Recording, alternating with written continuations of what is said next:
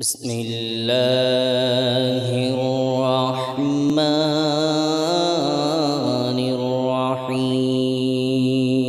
الرحيم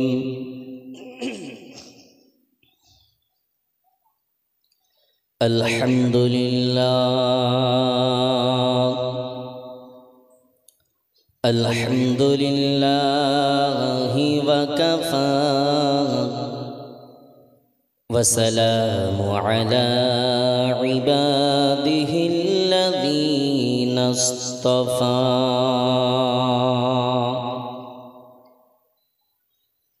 عما بعد قال الله تعالى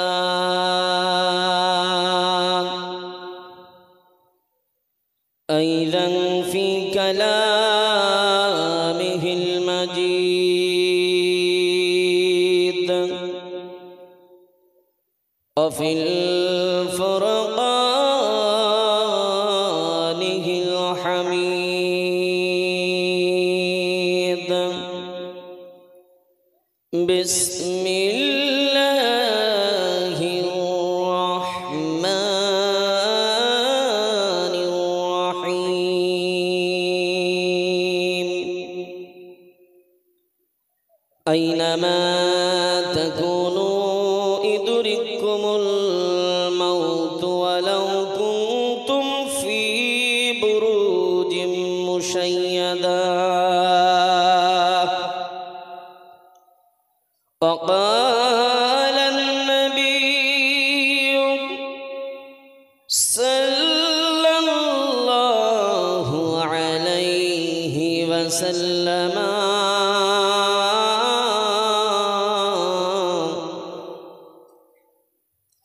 الجنة تحت أقدام الأمهات أو كما قال عليه الصلاة والسلام بسم الله الرحمن الرحيم ما كان محمد أبا أحد من رجالكم ولكن رسول الله وخاتم النبيين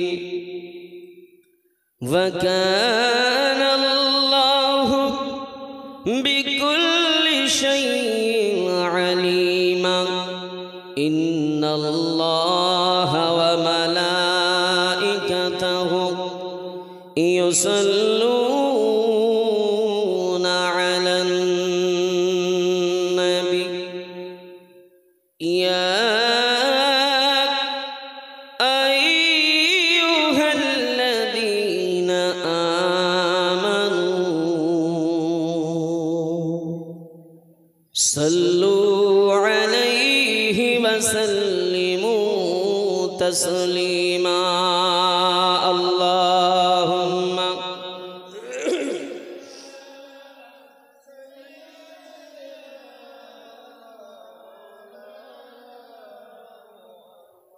وعلى آل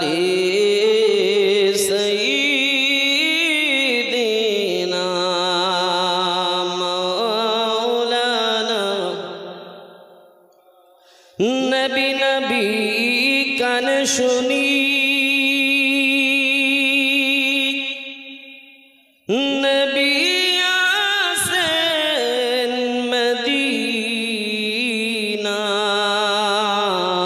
মদিনায় আর আমরা আসি দূর ভারতের মহতি জলসায় আল্লাহুম্মা সাল্লি আলা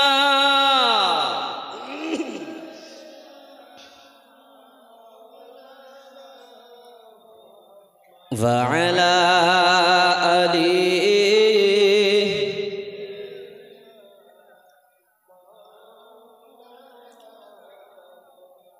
সাল্লাল্লাহু আলাইহি ওয়াসাল্লাম। মহাসম্মানিত আজকের সভার নির্বাচিত যোগ্য সভাপতি সাহেব ও মঞ্চে উপবিষ্ট উলামায়ে কিরামগণ, হুজ্জাজে কিরামগণ, সম্মুখে বসে থাকা দিন দরদি মুসলমান আব্বাজান ও ভাইরা, পর্দার অন্তরালে অবস্থানরতা ধার্মিকাময়ী মমতাময়ী আমার আম্মা জান ও বোনেরা, সর্বাগ্রে আমরা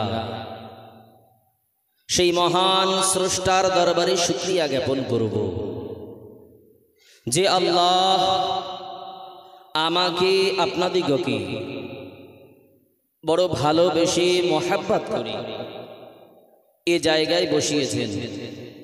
কারণ এই জায়গাটাকে বলা হয় জান্নাতের বাগান। জান্নাতে কি সমস্ত মানুষ যাবে ভাই? সমস্ত মানুষ যাবে না। তো জান্নাতের বাগানেও কি সমস্ত মানুষ বসবে? নিশ্চিত বসবে না। যাদের কপাল ফাটা তারাই রাস্তাঘাটে দোকানপাটে ঘোরাঘুরি করছে, শয়তানি প্ররোচনায়, শয়তানি চক্রান্তে, শয়তানি ধোকায় পড়ে তারা দুনিয়ার মজায় ঘুরতেছে। কিন্তু আল্লাহ যে আমাদিগকে বড় ভালোবেসেছেন, তাই শয়তানি চক্রান্ত থেকে হেফাজত এই জান্নাতের বাগানে আসার এবং বসবার তৌফিক দান করেছেন। তাই সর্বাগ্রে সেই মহান স্রষ্টার দরবারে শুকরিয়া আদায় করব। সকলে একটিবার উচ্চ স্বরে মুহাব্বতে বলি আলহামদুলিল্লাহ।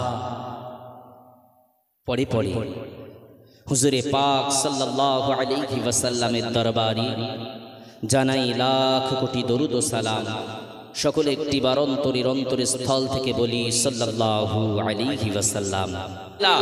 মধ্য বরুণহাট গ্রামবাসী তারা একটা বৃহৎ উদ্দেশ্য নিয়ে এগিয়ে এসেছে যে কবরস্থান নির্মাণ করবে।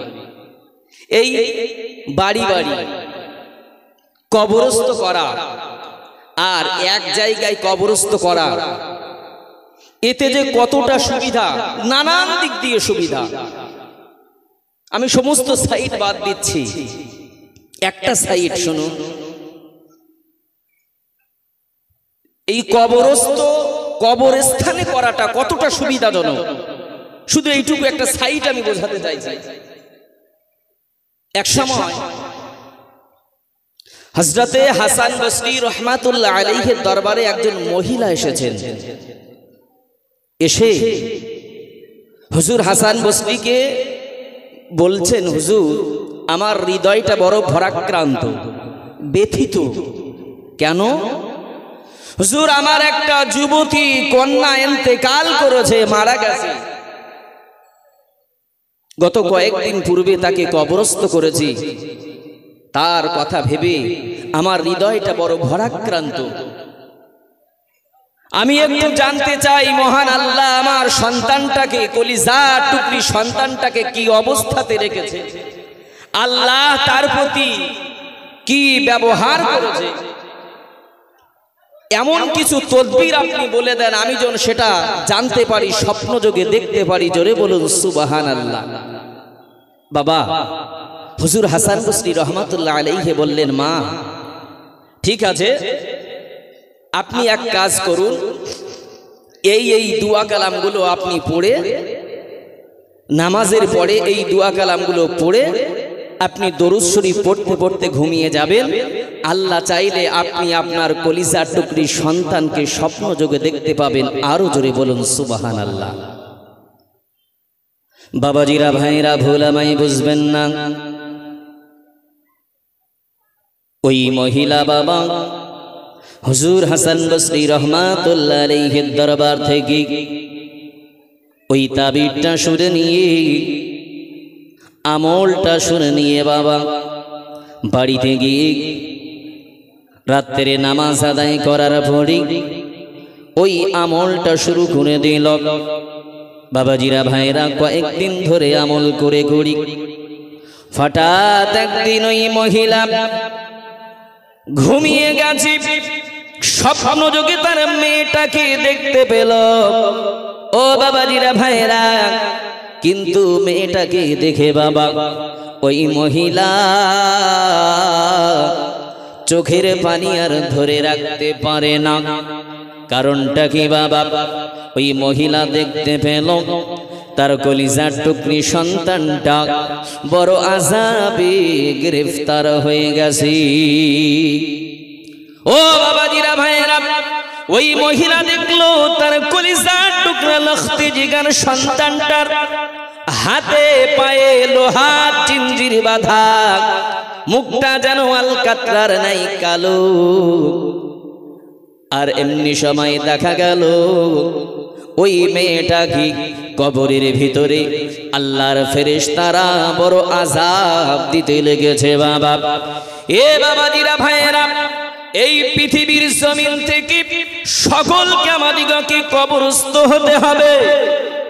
আর কবরের আযাব সত্য না মিথ্যা? পৃথিবীর জমিনে কবরের আযাব সত্য, কিন্তু আজ আমি আপনি মুসলমান, সেই কবরের ভয় আমাদের দিলে নাই বাবা। কবরের ভয় যদি থাকতো আমরা রাস্তাঘাটে ঘুরোঘুরি না করি এই জলসা মাহফিলে এসে বসে যেতাম, ঠিক কি না? এ বন্ধু বাবাজিরা, পৃথিবীর জমিনে ওই মেয়েটা যখন দেখলো তার কলিজার টুকরা সন্তান বড় আযাবে গ্রেফতার, হুজুর হাসান বসরির দরবারে দৌড় দিল। ছুটে ছুটে ছুটে ছুটে সকাল বেলাতে হাসান বসরির দরবারে উপস্থিত। হুজুর, বড় সর্বনাশ হয়ে গেছে, কি হয়েছে জননী? ওই মহিলাটা বলে, হুজুর আমার কলিজার টুকরা, যার জন্য আপনার কাছ থেকে কিছু আমল আমি শুনে নিয়ে গিয়েছিলাম, আমি স্বপ্ন যোগে আমার মেয়েটাকে দেখি, আমার মেয়েটা বড় আযাবে গ্রেফতার হয়ে গেছে। হাসান বসরি হুজুর জিজ্ঞাসা করে, কারণ কি? তোমার মেয়েটা কি পৃথিবীর জমিনে পরহেজগার ছিল না, নামাজি মুত্তাকি ছিল না? ওই মহিলা বলে, হুজুর আমার মেয়েটা বেনামাজি ছিল, বেপর্দা ছিল। ও বাবাজিরা ভাইরা, ভুল আমায় বুঝবেন না বাবা। আজকের সমাজে আমাদের ঘরের মায়েরা বোনেরা, তাদের কি অবস্থা বাবা? এরা বোধহয় কবরে যাবে, যাবে কি? এদের যদি কবরের ভয় থাকতো এরা রাস্তাঘাটে বেহায়া খাতুনের মতো ঘোরাফেরা করতো না।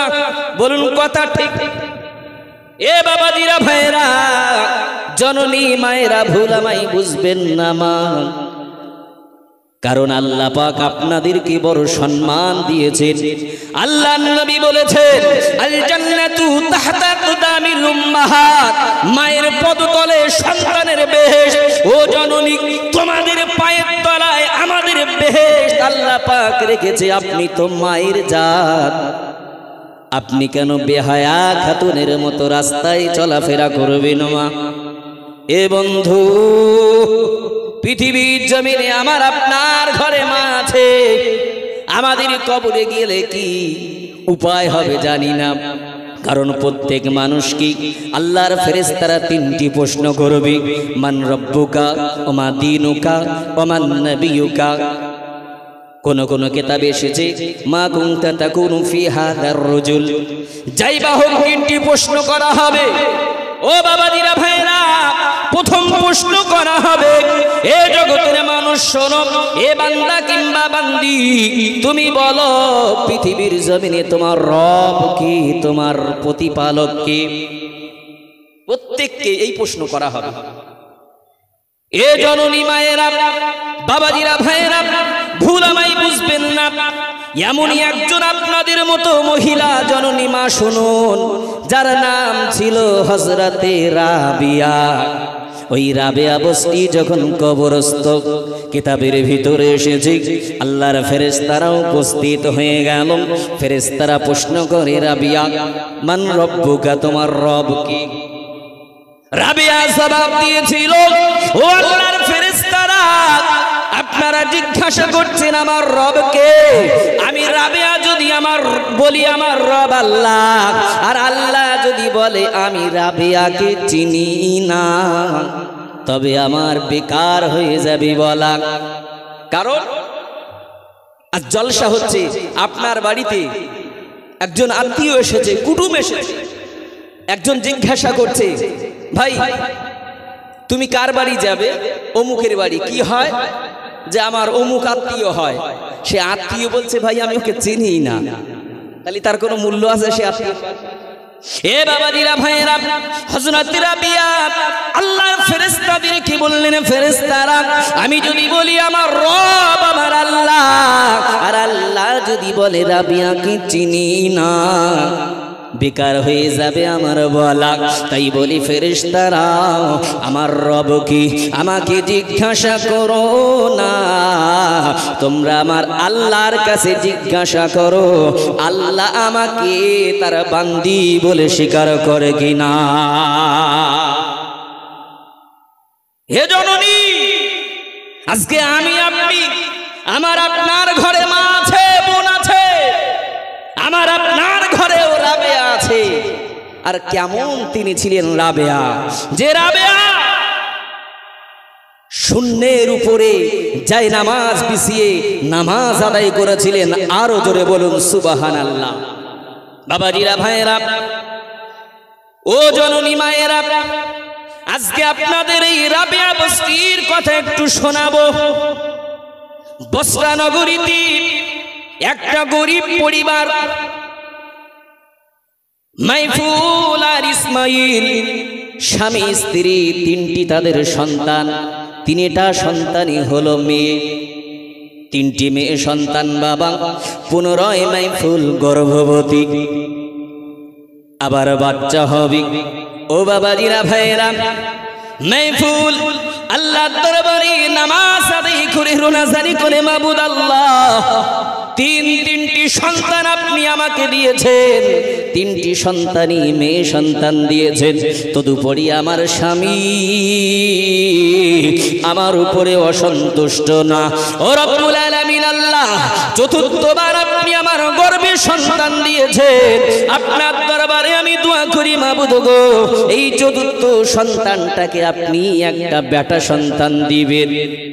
চোখের পানি ছেড়ে গভীর রজনীতে বাবা ইসমাইল পত্নী মাইফুল ক্রন্দন করি। কারণ আজকে আমার আপনার ঘরে, কারোর ঘরে যদি তিনটি কেন, একটা মেয়ের পরে আর একটা মেয়ে যদি হয়, অনেক মানুষ আছে বাবা বিবির সঙ্গে অসৎ আচরণ করে কিনা। কিন্তু রাসূল বলেছে যদি কারোর পরপর তিনটি কন্যা সন্তান হয়, শুধু পরপরই নয়, কারো যদি তিনটি সন্তান, কোনো কিতাবে এসেছে চারটি, আর সেই সন্তানগুলোকে যদি হাদিস মোতাবেক, শরিয়াত মোতাবেক মানুষ করে তাদেরকে যদি বিবাহ দিতে পারে, আমার আপনার নবী বলেন ওই সন্তানদের পিতা মাতাকে কিয়ামতের ময়দানে নূরের তাজ পরিয়ে জান্নাতে দিয়ে দেবে। কিন্তু শুধু তিনটে মেয়েই হলে হবে না, ওই তিনটি মেয়ে যদি বেহায়া খাতুনের মতো রাস্তায় চলে, তাদের বাপ এই সৌভাগ্যবান। ও বাবাজিরা ভাইয়েরা, ভুল আমায় বুঝবেন না, এগিয়ে চলুন বাবা। এখন ওই ইসমাইল পত্নী মাহফুল আল্লাহর দরবারে দোয়া করে, আল্লাহ যদিও আমার স্বামী অসন্তুষ্ট নয়, আমার প্রতি রাজি খুশি, তবুও না জানি চতুর্থবার যদি আবার একটা মেয়ে সন্তান হয়, হয়তো বা আমার স্বামীটা দুঃখিত হবে, আল্লাহ হয়তো বা ব্যথিত হবে। আল্লাহ তাই আপনার দরবারে প্রার্থনা, আল্লাহ এই চতুর্থবারের সন্তানটা আপনি আমাকে বেটা সন্তান দিবেন। আল্লাহর কাছে দরখাস্ত করে রাখলেন। ও বাবাজিরা ভাইয়েরা, ওই বসরা নগরীতে ইসমাইল আর তার বিবি তিন সন্তান নিয়ে বাস করে। এতটাই তারা গরিব, এতটাই তারা অসহায়। কিতাবের ভিতরে এসেছে মাহফুলের বাবা প্রসব বেদনা উঠে গেছে, কিন্তু এতটাই তারা নিঃস্ব অসহায়, প্রসব যন্ত্রণা উঠেছে। বাড়িতে রাতের রাত্রির বেলাতে সেই বাচ্চা যদি হয়, বাচ্চাকে তত্ত্ববোধন করতে গেলে, গর্ভবতী মাকে তত্ত্ববোধন করতে গেলে একটু আলোর প্রয়োজন আছে না নাই? অন্ধকারে কি সম্ভব? ও বাবাজিরা ভাইয়েরা, কিন্তু ইসমাইল বস্তার জমিনে এত অসহায়, এত গরিব, কিতাবের ভিতরে এসেছে ইসমাইলের ঘরে আলো জ্বালাবার মতো একটু কেরোসিন তেল নাই। এখনকার মতো বাবা সুইচ টিপলে তখন আলো ছিল না। ও বাবাজিরা ভাইয়েরা, 13 থেকে 1350 বছর আগের কথা কিতাবের ভিতরে এসেছে বাবা। ওই রাবেয়া বসরি আম্মা জান বাবা মেহফুলের যখন প্রসব বেদনা উঠেছে, আলো জ্বালাবার কোনো তৈল নাই, নিরুপায় হয়ে ইসমাইলকে বলছে, স্বামী গো, যদি আলো না থাকে বড় সমস্যা হয়ে যাবে, যেভাবেই হোক আপনি একটু আলো জোগাড় করুন, আলোর ব্যবস্থা করুন। এ বাবাজিরা ভাইয়েরা, কিন্তু ইসমাইল আল্লাহর বান্দা, জীবনে আল্লাহ ছাড়া কারো দ্বারে হাত পাতে, আল্লাহ ছাড়া কারো কাছে ইসমাইল হাত পাতিনি। কিন্তু অসহায় চিন্তা করছে, কি হবে যদি আমি আলো না পাই, তাহলে তো বড় সমস্যা হয়ে যাবে, বাচ্চাটাকে তত্ত্ববোধন কেমন ভাবে করব? ও বাবাজিরা ভাইয়েরা, অনিচ্ছা সত্ত্বেও ইসমাইল বসরা নগরীতে বেরিয়ে গেল। 3 থেকে 4টা ধনী মানুষের দ্বারে দ্বারে গিয়ে একটু কেরোসিন তেল ধার চাইল বাবা। কিন্তু আল্লাহ তো চায় না যে আমার ইসমাইল কোন মানুষের কাছ থেকে কিছু নেই, আল্লাহ চায় না।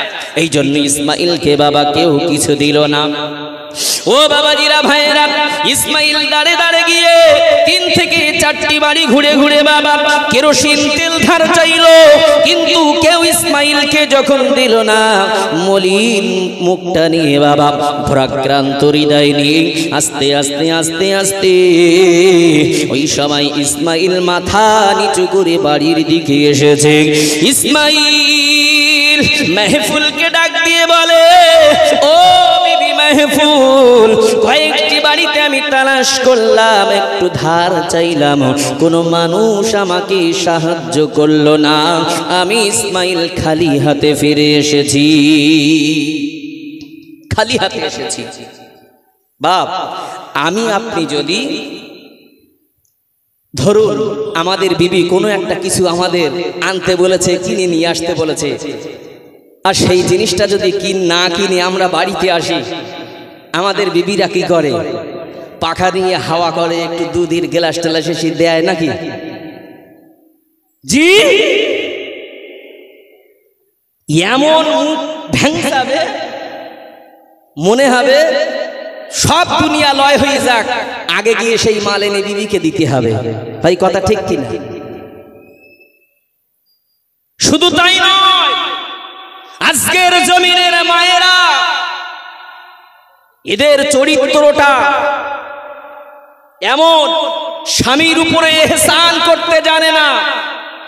এ জননী মা পৃথিবীর জমিনে আজকে স্বামীর উপরে এক শ্রেণীর মানুষেরা তারা মোড়ল হতে চায়, বাড়ির গার্জেন হতে চায় মহিলারা। ভাই আমি ভুল বলছি? সমাজের দিকে দৃষ্টি নিক্ষেপ করলে দেখতে পাবে। এ বাবাজিরা ভাইয়েরা, আমার নবী, আপনার নবী, বিশ্ব নবী বলেন, আমি যখন মেরাজের রজনীতে গিয়েছি, আমি দেখতে পেয়েছি জাহান্নামে বেশি বেশি নারীরা। জিবরাইল ফেরেশতাকে আমি প্রশ্ন করলাম, ও ফেরেশতা জিবরাইল, কি ব্যাপার, জাহান্নামের ভিতরে এত কেন নারী, এত কেন মহিলারা? আল্লাহর ফেরেশতা জিবরাইল বলেছিল, ইয়া রাসূলুল্লাহ, ইয়া হাবিবাল্লাহ, হুজুর গো, এই কারণে মহিলারা বেশি বেশি জাহান্নামী হবে, কারণ তারা পৃথিবীর জমিনে তারা স্বামীদেরকে প্রাধান্য দেয় না, স্বামীদের কথা তারা মান্যতা করে না।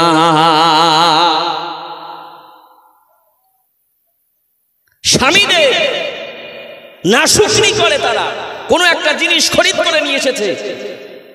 অনেক মানুষ আছে, অনেক মহিলা আছে, তুমি এই জিনিস নিয়ে এসেছো, তোমার চোখে টাওয়ার আছে? এ ভাই আছে না নাই? একটা শাড়ি কিনে নিয়ে আসলেন, কিংবা কোনো একটা কিছু আপনার পছন্দ হয়েছে নিয়ে আসলেন, তোমার এই চোখ অমুক বু, জানো অমুক বু কি সুন্দর জিনিস কিনে নিয়ে এসেছে, আর তোমার এই চোখ। এ মা, আপনি একটু ভাববেন যখন কথাগুলো বলবেন, কারণ আপনি আপনার স্বামীকে বলছেন এই চোখ তোমার এই মাল নিয়ে এসেছো। আপনার স্বামীর চোখের পছন্দ করা মাল আপনার পছন্দ হয় না, কিন্তু খেয়াল করুন, আপনার স্বামী যখন আপনাকে বিয়ে করে নিয়ে এসেছিল এই চোখ দিয়েই কিন্তু আপনাকে দেখে নিয়ে এসেছিল। ভুল বলছি? স্বামীর চয়েস যদি মন্দ হয়, স্বামীর চয়েস যদি খারাপ হয়, তো শাড়ির আগে মা তুমি খারাপ। এই কথা ঠিক কি না ভাই? এই জননী মায়েরা, ভুল আমায় বুঝবেন না বাবা। পৃথিবীর জমিনে মেহফুল কেমন ছিল? স্বামী যখন ফিরে এলো, স্বামী যখন বাবা তেল পেল না, স্বামী কিছুই বলে না, স্বামী কি মেহফুল বলে, স্বামী আপনি চিন্তিত হবেন না, আমার তেলের প্রয়োজন নাই, আলোর আমার দরকার নাই, আপনি একটা কাজ করুন, আপনি মহান আল্লাহর দরবারে হাত তুলে দোয়া করুন। ও স্বামী, আপনি যদি আল্লাহর দরবারে দোয়া করেন, বিশ্ব নবী বলেছেন স্বামীর দোয়া স্ত্রীর জন্য কারেন্টের মতো কবুল হয়ে যাবে। ও স্বামী গো, আপনি আল্লাহর দরবারে দোয়া করুন, আমার আল্লাহ যেন আমাকে হেফাজত করে। আল্লাহ যদি হেফাজত করে, আলোর প্রয়োজন আছে? এ বাবাজিরা, ভাইরা, এবারে বাবা হযরত ইসমাঈল ভরাক্রান্ত হৃদয় নিয়ে, মুখটা মলিন করে বাবা ঘরের ভিতরে চলে গিয়ে মহান আল্লাহর ইবাদত শুরু করে দিল। বাবা কিতাবের ভিতরে এসেছে, ইসমাঈল বাবা নামাজ আদায় করে, নামাজের পরে ওই পাটিতে বসে বসে বসে বসে আল্লাহর দরবারে দোয়া করে, মাবুদ আল্লাহ, আল্লাহ আমাকে এত গরিব করেছো, আল্লাহ পাক আল্লাহ তাআলা আমার বাড়িতে বিবি আমার গর্ভবতী, ও রব্বুল আলামিন আল্লাহ, কিন্তু বাড়িতে একটু আলোর প্রয়োজন, আল্লাহ কিন্তু তেল পেলাম না, আল্লাহ তুমি তো ইন্নাল্লাহ আলিমুল খবীর, আল্লাহ বান্দার অন্তরের খবর রাখো, ও রব্বুল আলামিন আল্লাহ, তাই আমি তোমার দরবারে হাত তুলে দোয়া করি, মাবুদ গো আপনি আমার বিবিটাকে হেফাজত করুন, আপনি হেফাজত করুন। এ সোনার মানিকেরা, বাবাজিরা, হযরত ইসমাঈল এই দোয়া করতে করতে করতে করতে নামাজের পাটিতে ঘুমিয়ে গেল। এ বন্ধু,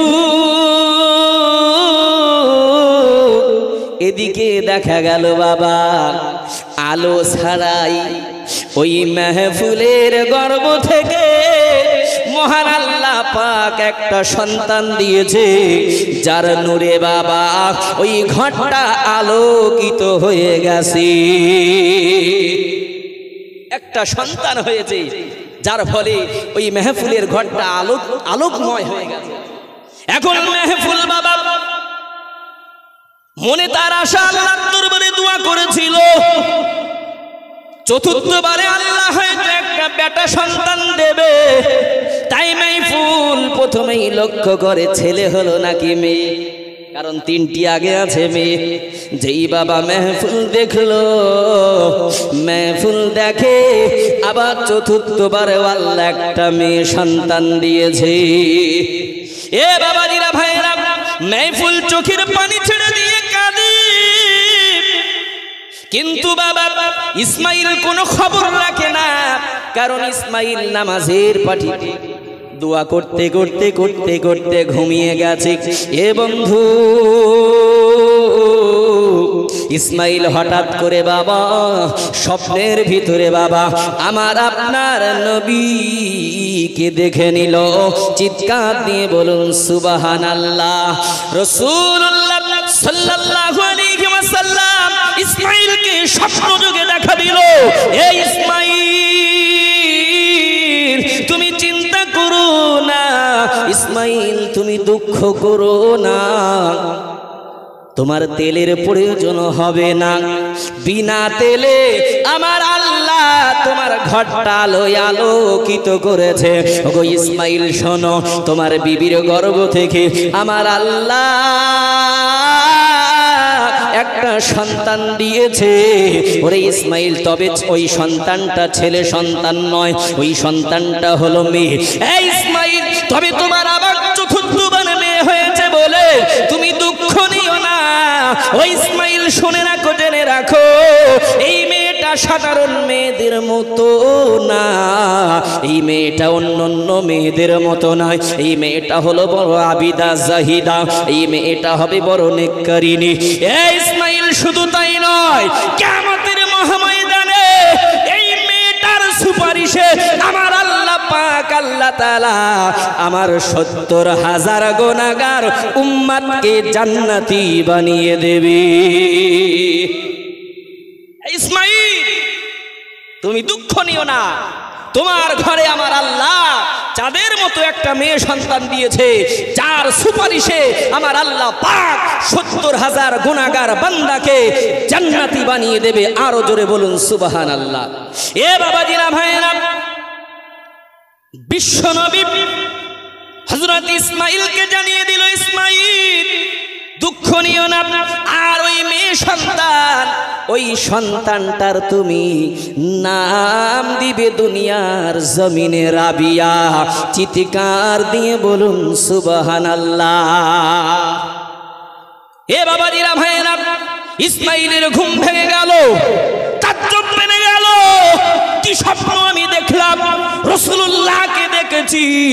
ইসমাইল লক্ষ্য করলো, ইসমাইলের ঘরটা যেন আলোয় আলোকিত। ইসমাইল লক্ষ্য করে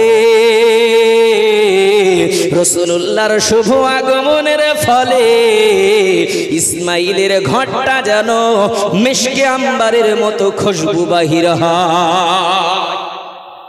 এ বাবাজিরা, ভাইয়েরা, ইসমাইল চিন্তা করে, আমি যে স্বপ্নটা দেখলাম এটা সঠিক নাকি মিথ্যা, নাকি শয়তানি চক্রান্ত। ও বাবাজিরা, ভাইয়েরা, কিন্তু শয়তান রাসূলুল্লাহর সূরত ধারণ করতে পারে না। কিতাবের ভিতরে এসেছে, যদি কেউ রাসূলুল্লাহকে স্বপ্ন যোগে দেখে সে অবশ্যই নবীকে দেখেছে। কারণ শয়তান সবার চেহারা, সবার সূরত ধারণ করতে পারে, কিন্তু রাসূলুল্লাহর সূরত ধারণ করার ক্ষমতা শয়তানের নাই। ও বাবাজিরা, ভাইয়েরা, গিয়ে চলুন। এবার ইসমাইল চিন্তিত হল। ইসমাইল বাবা ওই স্বপ্নের ভিতরে রাসূলুল্লাহর কয়টা কথা ইসমাইলকে বলেছিল। আল্লাহর নবী বিশ্ব নবী ইসমাইলকে বলেছিল, ইসমাইল, ওই যে মেয়েটা তোমার ঘরে জন্ম নিয়েছে, ওই মেয়েটার কারণে পৃথিবীর জমিনে তোমার ঘরে সচ্ছলতা হবে, তোমার অভাব দূরীভূত হবে। ইসমাইল বলেছিল, ইয়া রাসূলুল্লাহ, ইয়া হাবিবাল্লাহ, কিভাবে হবে? আল্লাহর নবী বলেছিল, ইসমাইল, তুমি সকালবেলা উঠে বস্তার যিনি শাসনকর্তা তার কাছে একটা চিঠি লিখে তাকে বলবে সে যেন তোমাকে 400 দিরহাম দান করে। এ বাবাজিরা, ভাইয়েরা, ইসমাইল বলে, ইয়া রাসূলুল্লাহ, আমি বললে কি সে দেবে? ইসমাইল বলে, ইয়া রাসূল, আমার কথাই তো গভর্নর, আমার কথাই তো সে আমাকে 400 দিরহাম দেবে না। রাসূল বলে, ইসমাইল, তুমি আমার কথা বলবে যে আমি বলেছি। ইসমাইল বলে, ইয়া রাসূলুল্লাহ, বিয়াদবি নেবেন না, আমি যদি আপনার কথা বলি ও তো বিশ্বাস করবে না। ও বাবাজিরা, ভাইরা, রাসূলুল্লাহ তাই ইসমাইলকে বলেছিল, ইসমাইল শোনো, তুমি ওই বস্তার গভর্নরকে গিয়ে বলবে, এ বস্তার গভর্নর, তুমি প্রত্যেক দিন রাসূলুল্লাহর প্রতি শোয়ার পূর্বে ঘুমানোর আগে প্রতিদিন প্রতিনিয়ত 100 বার করে তুমি দরুদ শরীফ পাঠ করো, আর তুমি প্রতি জুমার রজনীতে, প্রতি জুমার রাত্রিতে 400 বার করে দরুদ পড়ো। এ বস্তার গভর্নর, কিন্তু গত জুম্মার রাতে তুমি শোয়ার পূর্বে দরুদ পড়োনি, এই কথাটা তুমি বলে দিবে। এ বাবাজিরা ভাইরা একটুখানি খেয়াল করুন বাবা, কি কতবার করে দরুদ শরীফ পড়ে, সমস্ত খবর আমার আপনার নবী রাখে। কে কোন দিন কতবার দরুদ শরীফ পড়ে সে খবর আমার আপনার নবী রাখে। জ্ঞান কে দিয়েছে? মহান আল্লাহ রাসূলুল্লাহকে দিয়েছে। কারণ শুধু তাই নয় বাবা, আমার আল্লাহকে মহান আল্লাহ, আমার নবীকে মহান আল্লাহ এত জ্ঞান দিয়েছে, কিতাবের ভিতরে এসেছে বাবা, চন্দ্রের 14তম তারিখে হযরত আয়েশা তুল হুমায়রা রাদিয়াল্লাহু তাআলা আনহা বাবা আসমানের দিকে ফিরে ফিরে চায়, আসমানের দিকে দেখে বাবা পূর্ণিমার রাত্রিতে আসমানের দিকে বাবা চন্দ্রটা ঝলমল করছে, আর পুরো আকাশটায় সুন্দর সুন্দর নক্ষত্র চমকাতেছে বাবা, লক্ষ লক্ষ কোটি কোটি নক্ষত্র। ও বাবাজিরা ভাইরা, আপনি বলুন পৃথিবীর জমিনে কোন বৈজ্ঞানিক কাজ পর্যন্ত বলতে পেরেছে আসমানে কতটা তারা ওঠে? বলতে পেরেছে? এ বাবাজিরা ভাইরা, হযরতে আয়েশা লক্ষ্য করল আসমানটা ঝিকমিক ঝিকমিক করছে তারাতে। এমন সময় আয়েশাতুল হুমায়রা রাদিয়াল্লাহু তাআলা আনহা ঘরের ভিতরে গেলেন, রাসূলুল্লাহকে প্রশ্ন করলেন, ইয়া রাসূলুল্লাহ, ইয়া হাবিবাল্লাহ, হুজুর গো, আমার মনে জানতে চাই পৃথিবীর জমিনে বলুন বলুন আসমানে যতটা তারা আছে পৃথিবীতে কোনো ব্যক্তির কি অতটা নেকি আছে? আসমানে কত তারা, অতটা নেকি কি কারোর আছে? এ বাবাজিরা ভাইরা, আমার নবী আপনার নবীকে মহান আল্লাহ এত জ্ঞান দিয়েছে যে আসমানে কত তারা আছে আমার আপনার নবী সেটাও জানে। চিৎকার দিয়ে বলুন সুবহানাল্লাহ। কারণ বাবা আয়েশাতুল হুমায়রা যখন প্রশ্ন করেছে, আমার নবী আপনার নবী বিশ্ব নবী হাবিবুল্লাহ জনাবে মুহাম্মদুর রাসূলুল্লাহ সাল্লাল্লাহু আলাইহি ওয়াসাল্লাম বিবি আয়েশাকে ডেকে বলে, আয়েশা শুনে রাখো, জেনে রাখো আয়েশা, আসমানে যতটা তারা আছে গো অতটা নেকি আমার সাহাবা হযরতে উমরের আছে। আমার সাহাবা হযরতে উমরের আছে, যে ওমর 26 বছর বয়সে বিশ্ব নবীর গর্দানটা নিতে যে নিজে মস্তকটা অবনত করে ইসলামটাকে গ্রহণ করেছিলেন। হে বাবাজিরা ভাইরা, হযরত ওমরের কথা যখন রাসূলুল্লাহ বললেন, এমনি সময় দেখা গেল আয়েশাতুল হুমায়রা রাদিয়াল্লাহু তাআলা আনহার মুখটা মলিন। কারণ আয়েশা মনে করছিল হুজুর বোধহয় আমার আব্বা আবু বকরের কথা বলবি। কারণ মেয়েরা সব সময় তার পিতাকে একটু বেশি ভালোবাসে। ও বাবাজিরা ভাইরা, মুখটা যখন মলিন হয়ে গেল, আমার নবী আপনার নবী তিন দুনিয়ার বাদশাহ নবী হাবিবুল্লাহ জনাবে মুহাম্মদুর রাসূলুল্লাহ সাল্লাল্লাহু আলাইহি ওয়াসাল্লাম বলে, আয়েশা আমি বুঝতে পেরেছি মুখটা তোমার কেন মলিন, তোমার আব্বার নাম বলিনি বলে। ও আয়েশা শুনে রাখো, পৃথিবীর জমিনে তোমার আব্বা আবু বকরের কতটা গুনাহ, কতটা নেকি আমার আল্লাহ দিয়েছে শোনো। ও আয়েশা, আমার সাহাবা ওমরের সারা জীবনের নেকিগুলো যদি এক পাল্লায় রাখা হয়, আর তোমার পিতা আবু বকরের যদি একটা রাত্রির নেকি অপর পাল্লায় রাখা হয়, তোমার আব্বা আবু বকরের নেকির পাল্লাটা ভারী হয়ে যাবে। কোন রাত ছিল সে রাত? যে রাতটা ছিল হিজরতের রাত। এ বাবাজিরা ভাইরা, যে রাতে হযরতে আবু বকর রাদিয়াল্লাহু তাআলা আনহু বিশ্ব নবীকে নিয়ে ৭০ পাহাড়ের গুহার ভিতরে লুকিয়েছিলেন। বহু লম্বা আলোচনা বাবা। যে গুহার ভিতরে আবু বকরকে বিষধর কালসাপে দংশন করেছিলেন, জানা আছে না নাই? এ বন্ধু,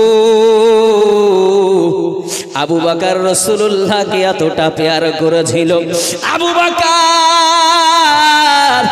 নিজে পা দিয়ে সাপকে এমনি করে বাবা গুহা থেকে বাহির হতে বন্ধ করেছিল, নিজের পায়ে দংশন নিয়েছিল, কিন্তু রাসূলুল্লাহকে কষ্ট পেতে দেয়নি।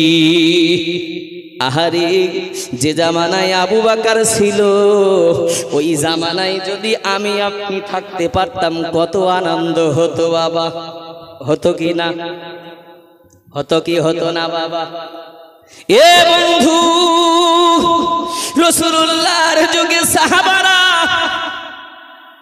রাসূলুল্লাহর সঙ্গে সময় কাটিয়েছে, কেমন তাদের মনটা ছিল বাবা, রাসূলুল্লাহর জন্য জীবন দিতে চেয়েছে, কিন্তু আমি আপনি বাবা সে সৌভাগ্য হয়নি। আজকে আমার আপনার যদি ওই সৌভাগ্য হতো, কেমন আমরা ধন্য হয়ে যেতাম কি না? এ বাবাজিরা ভাইরা, খেয়াল করে শ্রবণ করুন, ভুল আমায় বুঝবেন না বাবা। কিতাবের ভিতরে এসেছে হযরতে আবু বকর রাদিয়াল্লাহু তাআলা আনহু নিজের জীবন অপেক্ষা রাসূলুল্লাহকে ভালোবেসেছে। তাই কবি বলছে, জন্ম আমার নবীর যুগে হলে কেমন হতো। নবীর যুগে যদি আমার আপনার জন্ম হতো, ভাব আমরা ধন্য হয়ে যেতাম না? একটু সবাই পড়ুন, জন্ম আমার নবীর যুগে হলে কেমন হতো। ভাই, নবীর যুগে জন্ম হলে বোধহয় ভালো হতো না আমাদের, নাকি?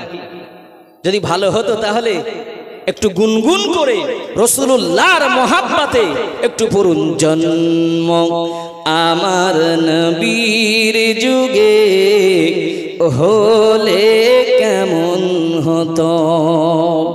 দুই নয়ন রাসূল পাক, দুই নয়ন রাসূল পাক দেখিলে কেমন হতো। জন্ম আমার নবীর যুগে হলে কেমন হতো। আসতো ভেসে হযরতে বেলালের মধুর আযান, আসতো ভেসে হযরতে বেলালের মধুর আযান, যে আযান ছিল এমন প্রেম, যে আযান ছিল এমন প্রেম, মুগ্ধ রহমান দয়ার নবীর পিছে নামাজ, দয়ার নবীর পিছে নামাজ পড়িলে কেমন হতো। দুই নয়ন রাসূল পাক, দুই নয়ন রাসূল পাক দেখিলে কেমন হতো। জন্ম আমার নবীর যুগে হলে কেমন হতো। এ বাবাজিরা ভাইরা, খেয়াল করুন, এগিয়ে চলুন। এবারে বাবা ইসমাইলের যখন ঘুম ভেঙে গেল, ইসমাইল মাইফুলকে ডাক দিয়ে কয়, এ মাইফুল, বলো বলো, আমাদের ঘরে কি একটা সন্তান এসেছে? এমনি সময় মাইফুল চুপ করে থাকে, কারণ হয়েছে তো একটা মেয়ে, বলতে পারে না। এ বাবাজিরা ভাইরা, ইসমাইল ডাক দিয়ে বলে, মাইফুল, তোমার আবার মেয়ে হয়েছে, এই জন্য তুমি চুপ করে বসে আছো?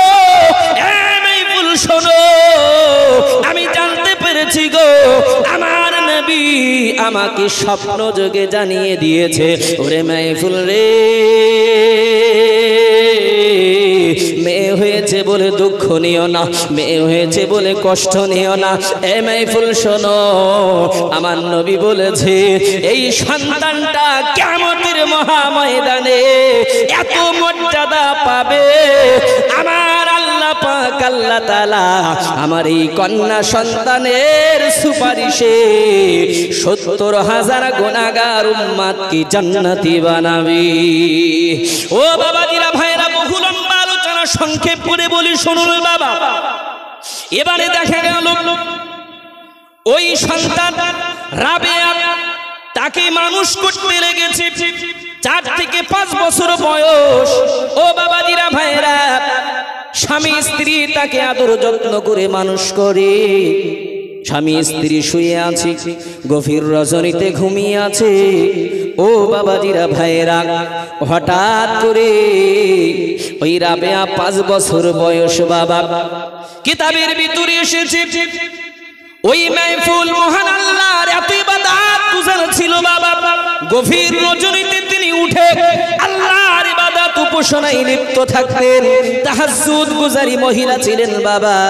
একদিনকার ঘটনা, রাবেয়া বাবা গভীর রজনীতে পাশে হাত বাড়িয়ে খুঁজতেছে, মা নাই। আমাদের ঘরের বাচ্চারা গভীর রজনীতে হাত দিয়ে হাত রায় কিনা? ও বাবাজিরা ভাইরা, ছোট্ট 5 বছরের শিশু রাবেয়া, তিনি হাত দিয়ে দেখলো যখন জননী নাই। রাবেয়া উঠে পড়েছে। রাবেয়া উঠে দেখে বাবা ঘরের একটা কোণাতে মাহফুল ডুগরে ডুগরে ডুগরে ডুগরে কাঁদে। এ বাবাজিরা ভাইয়েরা, হযরত রাবেয়া 5 বছরের শিশু মায়ের পাশে গিয়ে চুপটি করে বসে আছে। যখন মায়ের মোনাজাত শেষ হয়ে গেল, রাবেয়া ডেকে ডেকে বলে, জননী আপনি কেন কাঁদেন মা?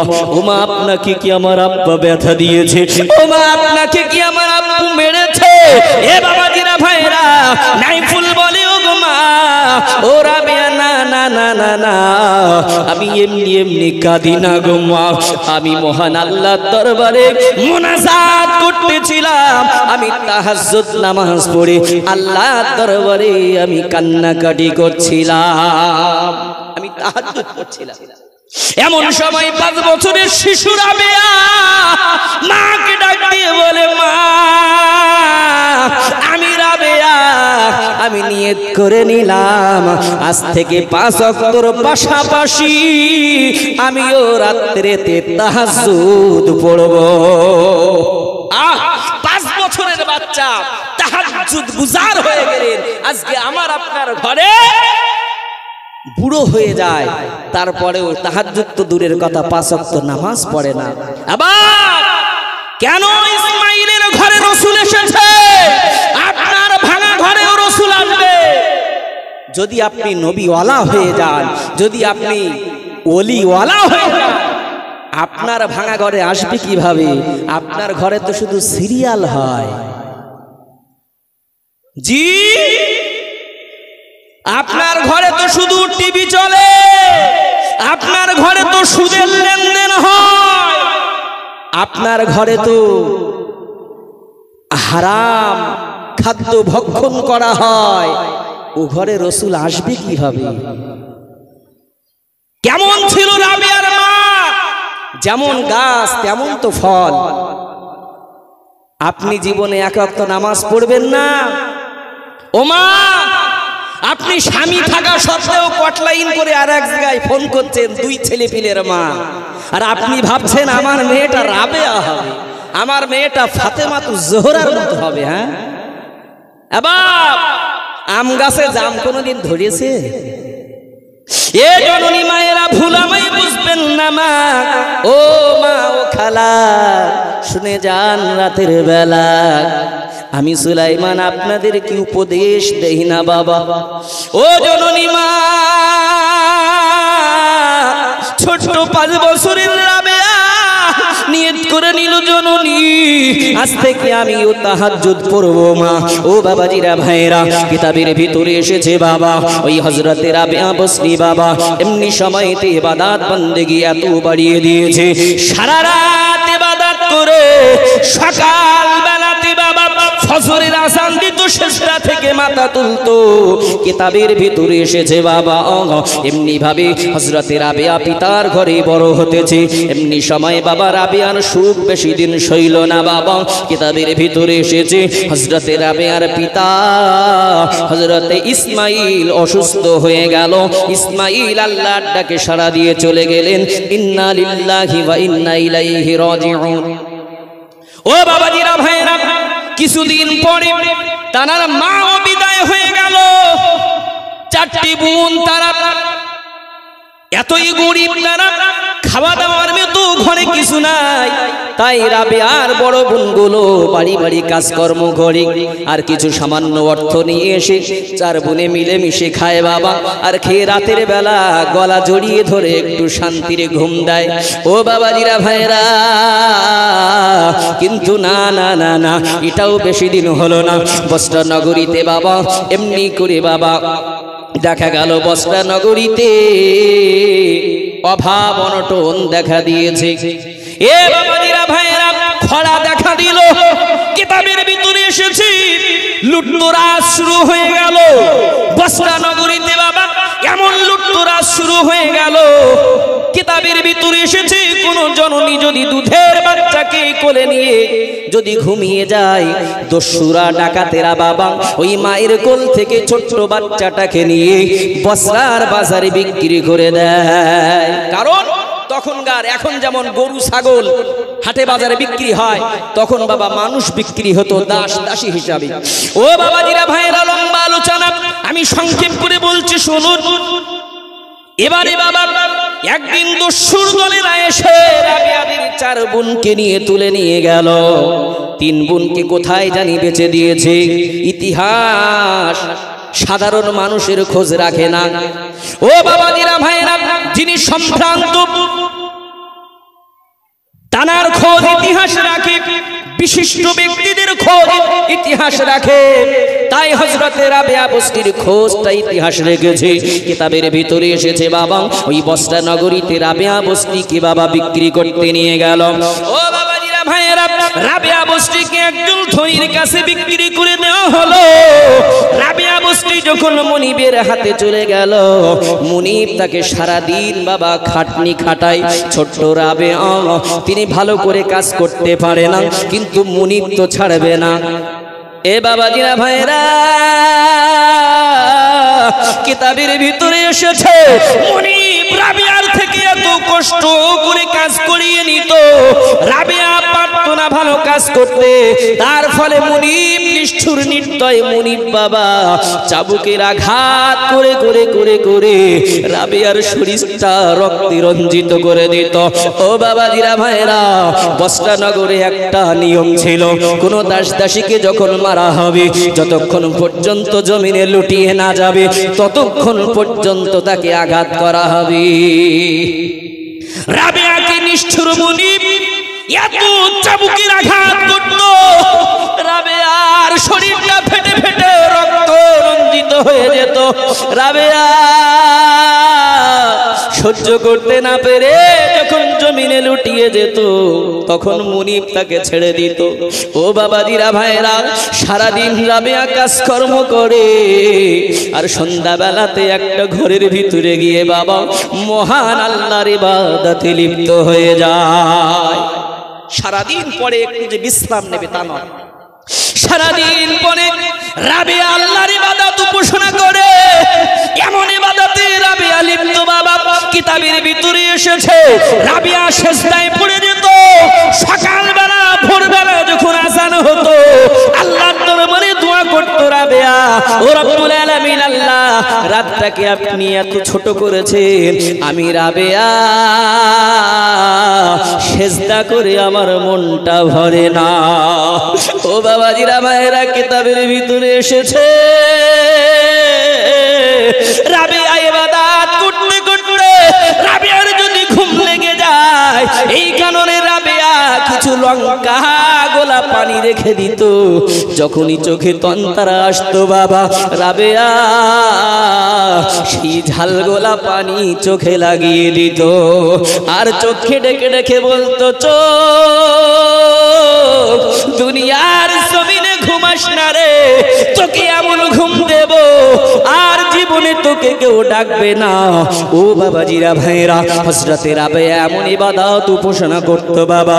একদিনকার ঘটনা, ওই মুনিবের বাড়িতে কিছু আত্মীয় মেহমান এসেছে সেই মুনিবের বাড়িতে। এখন মেহমানদের খাওয়া দাওয়া দিয়েছে পাখির গোশত। পাখির গোশত খেতে খেতে একজন পশুবিদ, পশুর ডাক্তার তার ভিতরে ছিল। এখন সেই পশুর ডাক্তার আর মেহমানদের ভিতরে কথোপকথন হচ্ছে যে পশুর ডাক্তারকে জিজ্ঞাসা করা হচ্ছে যে, ডাক্তার তুমি বলো তো, এই পাখিদের হাড় আর মানুষের হাড়ের জোড়া কি একই? ই নিয়ে দুজনার ভিতরে বিতর্ক বেঁধেছে। বাবাজিরা ভাইরা, ভোলামাই বুঝবেন না, এমন সময় যখন বিতর্ক বেঁধেছে আর একজন বলছে, ঠিক আছে এক কাজ করো, তোমার ঠ্যাংটা কেটে দেখিয়ে দাও যে পার্থক্য পাখির হাড় আর মানুষের হাড়ের পার্থক্য আছে কিনা, তোমার পায়ের গোশত ছাড়িয়ে দেখাও। ও বাবাজিরা ভাইরা, মেহমানরা যখন খেতে বসে এমন আলাপ আলোচনায় লিপ্ত, রাবেয়ার মুনিব বলে, ও ভাইরা কেন তোমরা নিজেদের ভিতরে লড়াই করবে?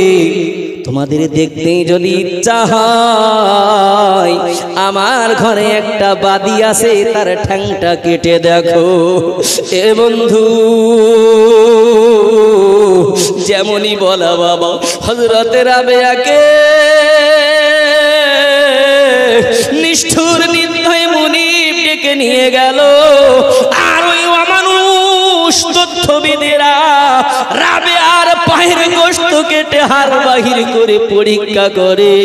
তারা দেখে বাবা, মানুষের হাড় আর পাখির হাড়ের ভিতরে পার্থক্য।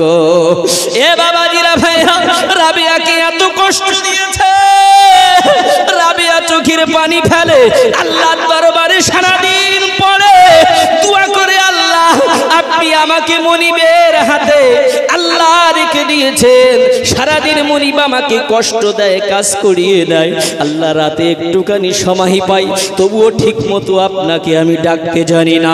এ বাবাজিরা ভাইরা, হযরতে রাবেয়া আল্লাহর এমন প্রেমিক বান্দি ছিল, হযরতে রাবেয়া আল্লাহর এমন দিওয়ানি ছিল বাবা। রাবেয়া শুধু চোখের পানি ছেড়ে ছেড়ে কাঁদে, আল্লাহর কাছে দোয়া করে, আল্লাহ আমার মুনিব আমাকে কষ্ট দেয়, আল্লাহ আমার কোনো দুঃখ নাই, আমি আপনার কাছে দোয়া করি, আল্লাহ আপনি আমার উপরে সন্তুষ্ট থাকবেন। আমি আজাদ হয়ে গেছি, আমি আজ থেকে প্রাণ খুলে আপনার ইবাদত উপাসনা করব। ও বাবাজিরা ভাইরা, কিতাবের ভিতরে এসেছে হযরতে রাবেয়া টানা 40টি বছর বাবা কোনদিন রাতে তিনি ঘুমায়নি। টানা 40 বছর রাবেয়া কোনদিন ঘুমায়নি। কেমন ইবাদত গুজারিনী মহিলা ছিলেন হযরতে রাবেয়া বসরি রাহমাতুল্লাহি আলাইহা।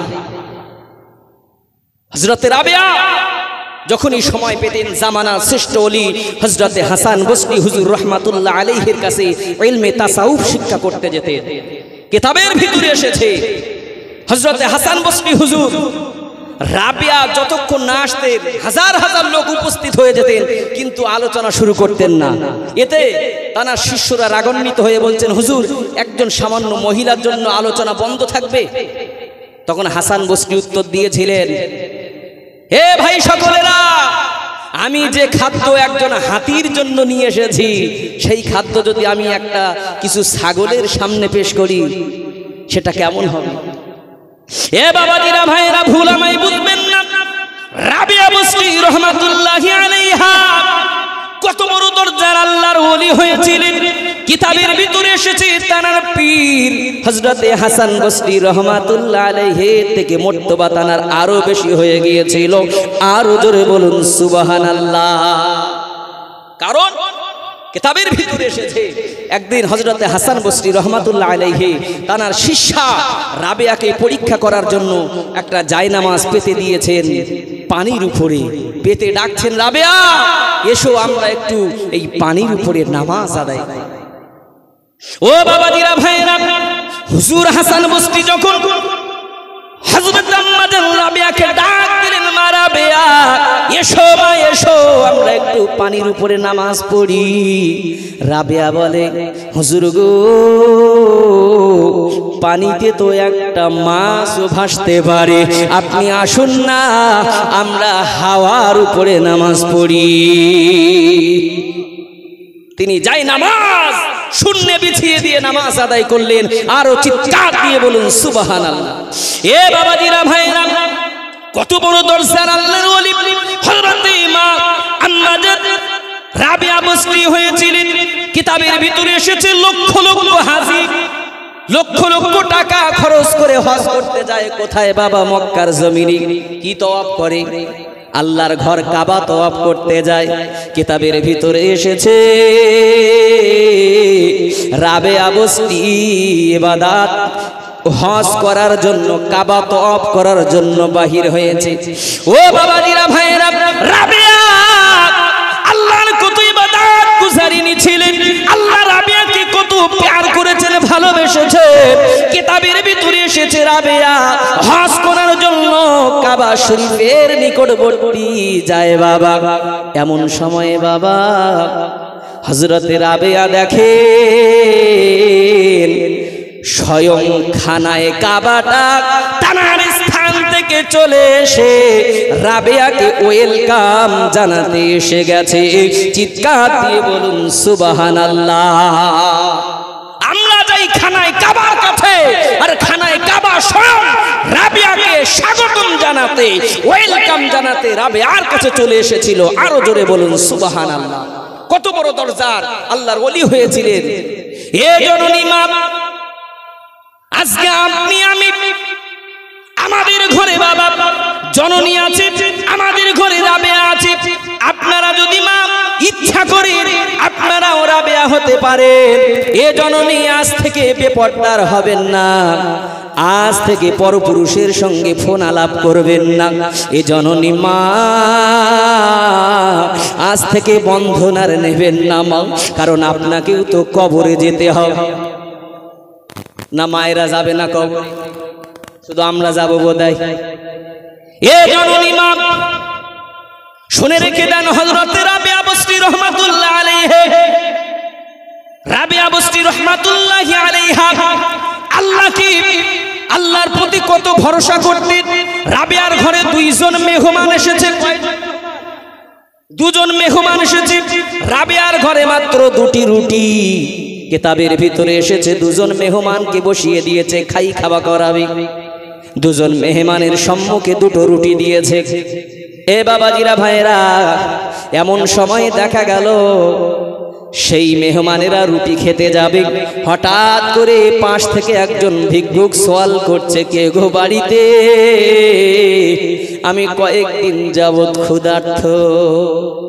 যেই ভিক্ষুক সওয়াল করেছে, রাবেয়া তাদের সম্মুখ থেকে রুটি দুটো নিয়ে ভিক্ষুককে দিয়ে দিয়েছেন। জোরে বলুন সুবহানাল্লাহ।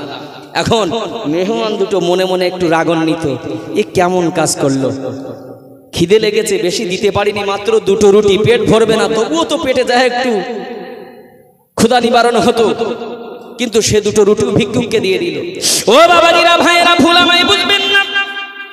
এমন সময়তে কিন্তু রাবেয়া বসরি যেহেতু বড় দরজার আল্লাহর ওলি ছিলেন, কামেল মহিলা ছিলেন, এই জন্য সেই আগন্তুক দুই মেহমান কিছু বলে না, মনে মনে একটু রাগান্বিত, কিন্তু প্রকাশ করে না। বাবা বসে আলোচনা করতেছেন, হঠাৎ করে একটা মহিলা,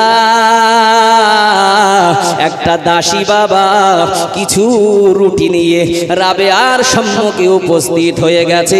চিৎকার দিয়ে বলুন সুবহানাল্লাহ। কিছু রুটি আর গোশত নিয়ে রাবেয়ার কাছে এসেছে। রাবেয়া, আমার মুনিব আপনাকে পাঠিয়েছে। এখন রাবেয়া রুটিগুলো নিয়ে গুনছে, গুনে গুনে দেখে 18টা রুটি। রাবেয়া বলছে, হে দাসী, এ রুটি আমার না, তুমি নিয়ে যাও।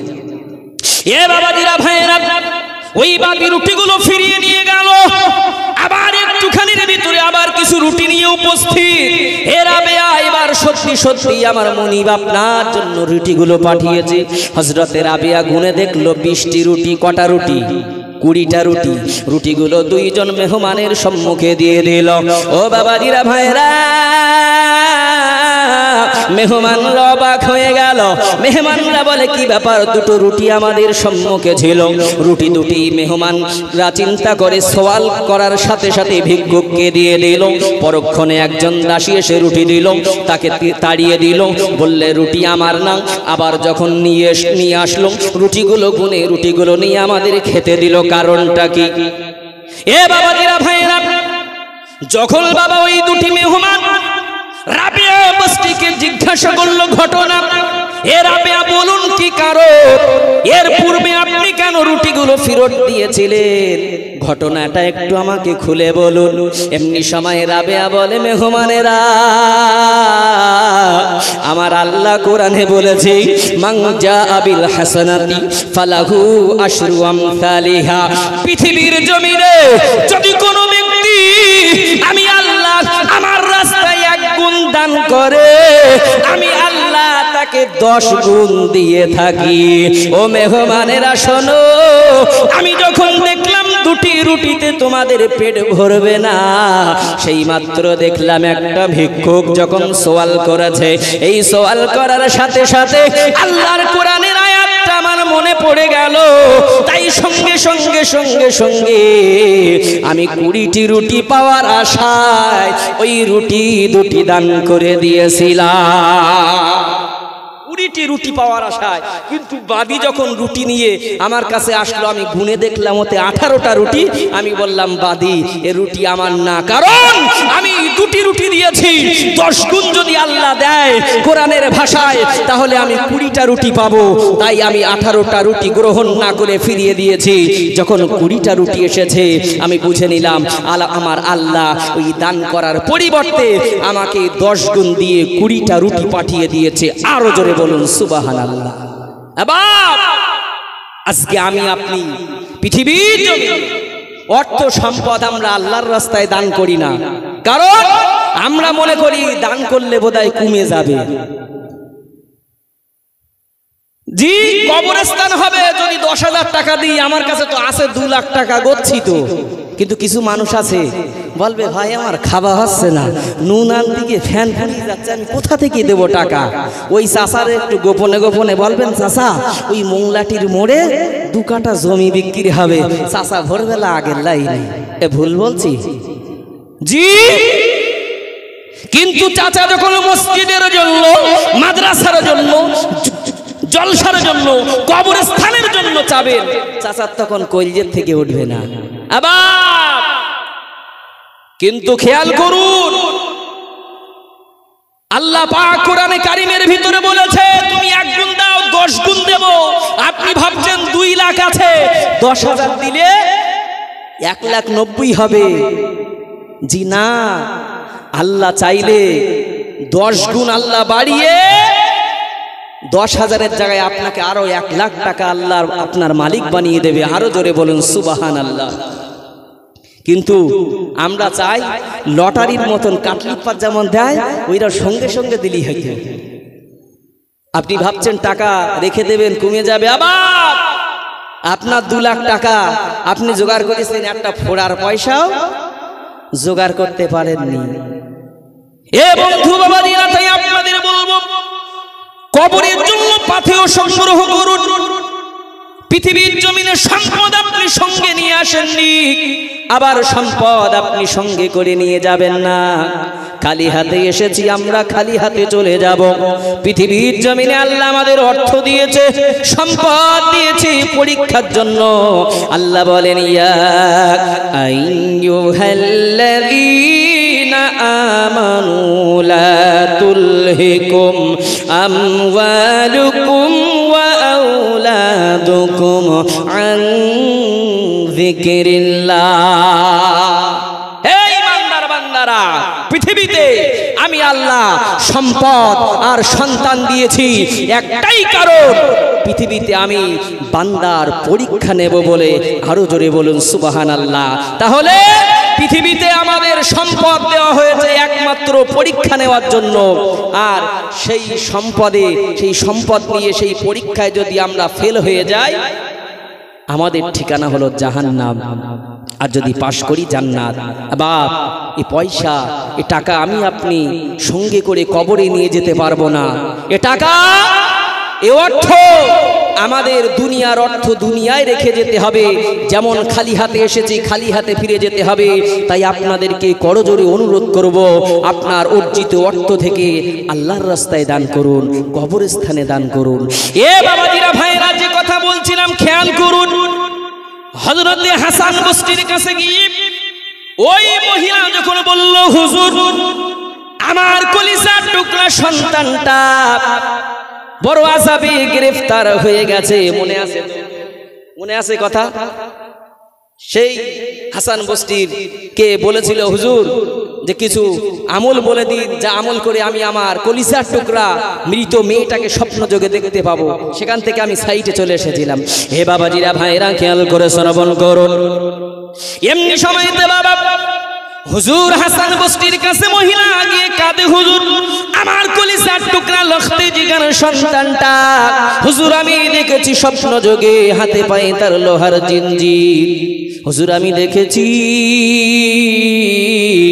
তার মুখটা আলকাতরার নাই কালো, কবরের মাঝে বড় আযাবে গ্রেফতার হয়ে আছে। হুজুর আপনি আমার মেয়েটার জন্য একটু দোয়া করুন, হুজুর একটু দোয়া করুন। এ বাবাজিরা ভাইরা, কিছুদিন বাদে হযরত হাসান বসরি হুজুর রাহমাতুল্লাহ আলাইহি স্বপ্ন যোগে দেখতেছেন একজন সুন্দরী যুবতী, লাবণ্যময়ী চেহারার একটা মেয়ে, মাথায় তার নূরের তাজ, পরনে তার বেহেশতি পোশাক। ওই মেয়েটা জান্নাতের ভিতরে ঘোরাঘুরি করে। ও বাবাজিরা ভাইরা, হযরত হাসান বসরি রাহমাতুল্লাহ আলাইহি ওই মেয়েটার দিকে ফিরে ফিরে চায়, কিন্তু মেয়েটাকে চিনতে পারে না। ওই মেয়েটা ডাক দিয়ে কয়, হুজুর আপনি কি আমায় চেনেন না? হুজুর আপনি কি আমায় চিনতে পারেন না? ও হুজুর শুনুন, গত কয়েকদিন পূর্বে একজন মহিলা এসে তার কলিজার টুকরি সন্তানকে স্বপ্ন যুগে দেখার জন্য আপনার কাছ থেকে যে আমল বাতলিয়ে নিয়ে গিয়েছিল। ও হুজুর হাসান বসরি শুনুন, আমি আর অন্য কোন মেয়ে নয়, আমি হলাম ওই মহিলার মেয়ে। হুজুর হাসান বসরি তাজ্জুব, অবাক হয়ে গেল। হাসান বসরি জিজ্ঞাসা করে, এ জননী, এ মহিলা বলো, তোমার আম্মা তো আমাকে বলেছিল তোমার হাতে পায়ে লোহার জিঞ্জির পরানো, মুখটা তোমার আলকাতরার নাই কালো, পৃথিবীর জমিন থেকে তুমি ইবাদত গুজার না করার ফলে কবরের মাঝে বড় আযাবে গ্রেফতার হয়ে গিয়েছিলে। তোমার জননী মা আমার কাছে এসে চোখের পানি ছেড়ে কেঁদেছিল। এই জননী, এ মহিলা বলো, কিন্তু আজ তুমি জান্নাতি ভাবে কেন ঘোরাফেরা করো? জান্নাতি টুপি, নূরের তাজ কেন তোমার মস্তকে? জান্নাতি রেশমি পোশাক কেন তোমার শরীরে? কেমন করে তুমি জান্নাতি বেনে গেলে? এ বাবাজিরা ভাইয়েরা, এমনি সময় ওই মেয়েটা ডাক দিয়ে কই, হুজুর শুনে রেখে দেন, জেনে রেখে দেন, আমার জননী মা, আমার গর্ভধারিণী মা আপনাকে যা বলেছিল হুজুর মিথ্যা বলিনি, মিথ্যা বলিনি। আল্লাহ পাক, আল্লাহ তাআলা সত্যি কবরের মাঝে আমাকে বড় আযাবে গ্রেফতার রেখেছিল। ও হুজুর হাসান বসরি, তবে একটা কথা শুনুন, আমি শুধু নয়, আমার মতো অগণিত কবরবাসী তারা কবরে আযাবে গ্রেফতার ছিল হুজুর। তবে ওই কবরস্থানের পাশ দিয়ে, ওই যে একটা বিশাল কবরস্থানে আমরা শায়িত ছিলাম, ওই কবরস্থানের পাশ দিয়ে আল্লাহর একজন বান্দা যখন যাচ্ছিল, যাওয়ার সময় আমার আপনার নবী, বিশ্ব নবী হাবিবুল্লাহ জনাবে মুহাম্মদুর রাসূলুল্লাহ সাল্লাল্লাহু আলাইহি ওয়াসাল্লামের প্রতি মাত্র একটিবার দরুদ শরীফ পাঠ করে তার সওয়াবটা পুরো কবরস্থানবাসীদের জন্য বক্সে দিয়েছিল। যেই মাত্র বক্সে দিয়েছিল, সওয়াব বক্সে দিতে দেরি। নারে তাকবীর, আর একটু জোরে ভাই, নারে তাকবীর, আরো জোরে নারে তাকবীর। আর ওই মহিলাটা বলছে, হাসান বসরি হুজুর, একজন ব্যক্তি রাসূলুল্লাহর প্রতি দরুদ শরীফ পড়ে তার সওয়াবটা কবরবাসীদের রুহে সবরেসানি করে দিয়েছিল। তার বদৌলতে শুধু আমি জাহান্নামী, আমি পাপী মহিলা নয়, আমার মতো অগণিত গুনাহগার বান্দা বান্দিকে ওই একবার দরুদ শরীফ পড়ে বক্সে দেওয়ার কারণে আমার আল্লাহ ক্ষমা করে জান্নাতি বানিয়ে দিয়েছেন। চিৎকার দিয়ে বলুন সুবহানাল্লাহ। এবার রাসূলুল্লাহর প্রতি দরুদের কি মর্তবা, কি মর্যাদা, পাশাপাশি একটুখানি ভাবুন, আপনি যদি আপনার বাপকে, আপনার মাকে যদি আপনার উঠানের এক কোণাতে কবর দেন, আচ্ছা বলুন, কবরস্থানের ধার দিয়ে যাবে একজন ব্যক্তি, দরুদ শরীফ পড়বে, কবরবাসীদের রুহে মাগফিরাত করে দেবে, জান্নাতি হবে। আপনার বাপ ওই বাড়ির মানে উঠোনের কোণায় কিন্তু শীত হয়ে চুপ করে শুয়ে থাকতে হবে, ও সওয়াব কি পাবে? বুঝতে পারছেন? কিন্তু এ মধ্যবরুণাট গ্রামবাসী বৃন্দ অত্যন্ত পরিশ্রম করে বড় উদ্যোগ নিয়ে কবরস্থানের ব্যবস্থা করছে। আপনার পিতাটা, আপনার মাতাটা, আপনি, আমি গুনাহগার, আমরা যদি সেই কবরস্থানে কবরস্থ হতে পারি, একজন আল্লাহওয়ালা কোনো আলেম যদি, কোনো হুজুর যদি সেই কবরস্থানের ধার দিয়ে যেতে যেতে আল্লাহর দরবারে একটু দোয়া করে দেয়, তার ওসিলায় আল্লাহ চাইলে সমস্ত কবরবাসীর আল্লাহ গুনাহ মাফ করে জান্নাতি বানিয়ে দেবে। জোরে বলুন সুবহানাল্লাহ। তাই আমি এই মধ্যবরুণাট গ্রামবাসী সকলকে ধন্যবাদ জানিয়ে আমি আমার সংক্ষিপ্ত বক্তৃতা